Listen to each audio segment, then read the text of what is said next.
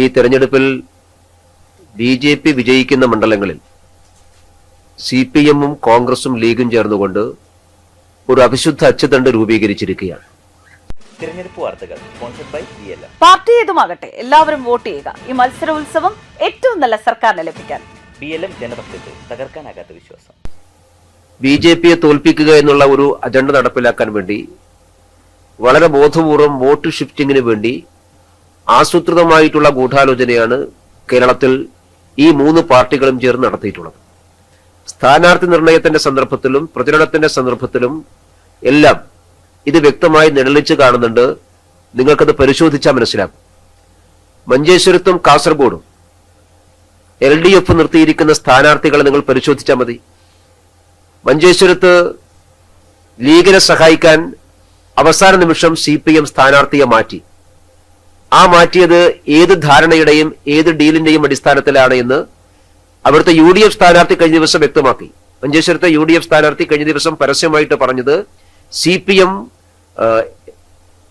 ഞങ്ങളെ സഹായിക്കും, SDPI ഞങ്ങളെ സഹായിക്കും, അങ്ങനെ ധാരണ ഞങ്ങൾ തമ്മിൽ ഉണ്ടാക്കിയിട്ടുണ്ടെന്ന് അദ്ദേഹം പരസ്യമായി പറഞ്ഞു. കാസർഗോഡ് പരമ്പരാഗതമായിട്ട് INL-ന്റെ മുതിർന്ന നേതാക്കന്മാർ മത്സരിക്കുന്ന ഒരു മണ്ഡലമാണ്. ആ മണ്ഡലത്തിൽ ഇപ്രാവശ്യം തീർത്തും അപ്രസക്തനായ ആർക്കും അറിയാത്ത ഒരു പുതിയൊരു മുഖത്തെ നാമനിർദ്ദേശ പത്രിക കൊടുക്കുന്നതിന്റെ അവസാന മുഹൂർത്തത്തിൽ LDF അവതരിപ്പിക്കുകയാണ്. കാസർഗോഡ് അങ്ങനെ സ്ഥാനാർത്ഥി നിർത്തിയത് പകൽ പോലെ വ്യക്തമാണ്, ലീഗിനെ സഹായിക്കാനാണ്. അപ്പൊ കാസർഗോഡും മഞ്ചേശ്വരത്തും ലീഗിനെ സഹായിക്കാൻ CPM-ഉം LDF-ഉം തീരുമാനിച്ചത് ഡീലിന്റെ അടിസ്ഥാനത്തിലാണ്. അത് CPM വ്യക്തമാക്കണം. പാലക്കാട് കാലാകാലമായിട്ട് CPM-ന്റെ പൊളിറ്റിക്കൽ കാൻഡിഡേറ്റ് മത്സരിക്കുന്ന ഒരു മണ്ഡലമാണ്. CPM-ന് എത്രയോ പ്രമുഖരായിട്ടുള്ള നേതാക്കന്മാർ, കേരളത്തിലെ ഏറ്റവും പ്രമുഖരായിട്ടുള്ള നേതാക്കന്മാർ മത്സരിക്കുന്ന പാലക്കാട് മണ്ഡലത്തിൽ ഈ പ്രാവശ്യം എന്തിനാണ് CPM ഒരു സ്വതന്ത്ര പരിവേഷം കെട്ടി ഒരു വ്യവസായിയെ മത്സരിപ്പിക്കുന്നത്? അത് കോൺഗ്രസിന് വേണ്ടി സഹായിക്കാനാണെന്ന് എല്ലാവർക്കും വ്യക്തമാണ്. അപ്പോ പാലക്കാട് ഡീല് കോൺഗ്രസും CPM-ഉം തമ്മിലാണ്. തൃശൂരിൽ CPI എല്ലാ കാലത്തും CPI-യുടെ ഏറ്റവും മുതിർന്ന നേതാക്കന്മാർ മത്സരിക്കുന്ന മണ്ഡലമാണ് തൃശൂർ. ആ തൃശൂർ മണ്ഡലത്തിൽ ഈ പ്രാവശ്യം എന്താ ഒരു പൊളിറ്റിക്കൽ കാൻഡിഡേറ്റ് CPI നിർത്താത്തത്? എന്താ LDF നിർത്താത്തത്? അത് ആരെ സഹായിക്കാൻ വേണ്ടിയിട്ടാണ്? അപ്പൊ ഈ മണ്ഡലങ്ങളൊക്കെ ബി.ജെ.പിയുടെ വിജയസാധ്യതയുള്ള മണ്ഡലങ്ങളിലെല്ലാം CPM-ഉം ലീഗും പരസ്പരം, CPM-ഉം കോൺഗ്രസും പരസ്പരം സഹായിച്ച് ബി.ജെ.പിക്കെതിരായിട്ടുള്ള ഒരു അച്ചുതണ്ട് രൂപീകരിക്കാൻ വേണ്ടി പരിശ്രമിച്ചതിന്റെ ഉദാഹരണമാണ് ഞാൻ പറഞ്ഞിട്ടുള്ളത്. ചില സീറ്റുകളിൽ ലീഗ് കോൺഗ്രസിനോട് വിലപേശി വാങ്ങി അവിടെ CPM-നെ സഹായിക്കുകയാണ്. ഉദാഹരണമായിട്ട് കൂത്തുപറമ്പ് കഴിഞ്ഞ പാർലമെന്റ് തെരഞ്ഞെടുപ്പിൽ UDF-ന് മേൽക്കൈ കിട്ടിയിട്ടുള്ള ഒരു മണ്ഡലമാണ്. ആ മണ്ഡലത്തിൽ എന്താ ലീഗ് സ്ഥാനാർത്ഥിയെ മാറ്റിയത്? എന്തിനാണ് കൂത്തുപറമ്പിൽ പരിചയമൊന്നുമില്ലാത്ത വയനാട്ടിലെ ഒരു ഹിന്ദു നാമധാരിയെ എന്തിനാണ് കൂത്തുപറമ്പിൽ ലീഗ് സ്ഥാനാർത്ഥിയാക്കി അവതരിപ്പിച്ചത്? കൂത്തുപറമ്പ് സംവരണ മണ്ഡലമൊന്നുമല്ലല്ലോ. അത് ആരെ സഹായിക്കാൻ വേണ്ടിയിട്ടുള്ളതാണ്? എന്താണ് ഡീല്?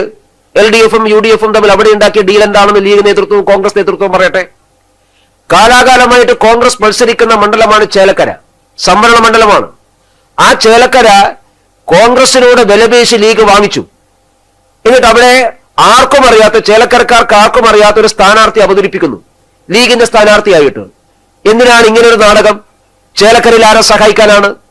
എന്തിനാണ് ലീഗ് കോൺഗ്രസിനോട് വിലപേശി ആ സീറ്റ് മേടിച്ച ഒരാളെ മത്സരിപ്പിക്കുന്നത്? അപ്പൊ ഇതെല്ലാം വ്യക്തമാക്കുന്നത് കേരളത്തിൽ കോൺഗ്രസും CPM-ഉം ലീഗും ചേർന്നുകൊണ്ട് ഒരു ബി.ജെ.പി. വിരുദ്ധ അച്ചുതണ്ട് ഉണ്ടാക്കിയിരിക്കുന്നു. ബി.ജെ.പിയുടെ വിജയസാധ്യത ഇല്ലാതാക്കാൻ വേണ്ടിയുള്ള ബോധവ പരിശ്രമമാണ്. ഇത് കേരളത്തിലെ ജനങ്ങൾ തിരിച്ചറിയണം. കേരളത്തിലെ കോൺഗ്രസിനെ ലീഗ് വിഴുങ്ങിയിരിക്കുന്നു എന്നുള്ളതാണ് സത്യം. മുസ്ലിം ലീഗാണ് UDF-ന്റെ ഒന്നാമത്തെ കക്ഷിയായിട്ട് മാറുന്നത്. UDF-ന്റെ ഫസ്റ്റ് പാർട്ണർ കോൺഗ്രസ് ആണോ ലീഗാണോ? തെരഞ്ഞെടുപ്പ് രാഷ്ട്രീയം പരിശോധിക്കുമ്പോൾ നമുക്ക് മനസ്സിലാക്കുന്നത് UDF-ന്റെ ഫസ്റ്റ് പാർട്ണർ കോൺഗ്രസ് അല്ല, ലീഗാണ്. മുസ്ലിം ലീഗിന് വിധേയപ്പെട്ട പാർട്ടിയായിട്ട് കോൺഗ്രസ് മാറുന്നു. മുസ്ലിം ലീഗാണ് ഇവരുമായിട്ട് എല്ലാവരും, ജമാഅത്തെ ഇസ്ലാമി, SDPI പോലെയുള്ള ആളുകൾ, CPM പോലെ ആളുകൾ എല്ലാവരുമായി ഡീൽ ഉണ്ടാക്കുന്നതും മുസ്ലിം ലീഗാണ്. അതുകൊണ്ട് ഈ രാഷ്ട്രീയത്തെ കേരളത്തിലെ ജനങ്ങൾ തിരിച്ചറിയും. ബി.ജെ.പി. വിരുദ്ധ അച്ചുതണ്ട് ഉണ്ടാക്കി വിജയിച്ചു കളയാമെന്നുള്ള വ്യാമോഹം ഉണ്ടാവേണ്ട. അതിനെയും മറികടന്നുകൊണ്ട് ഈ പ്രാവശ്യം കേരളത്തിൽ വിജയിക്കാൻ ആവശ്യമായിട്ടുള്ള പ്രവർത്തനത്തിലാണ് ദേശീയ ജനാധിപത്യ സഖ്യം നേതൃത്വം കൊടുക്കാൻ വേണ്ടി പോകുന്നത്.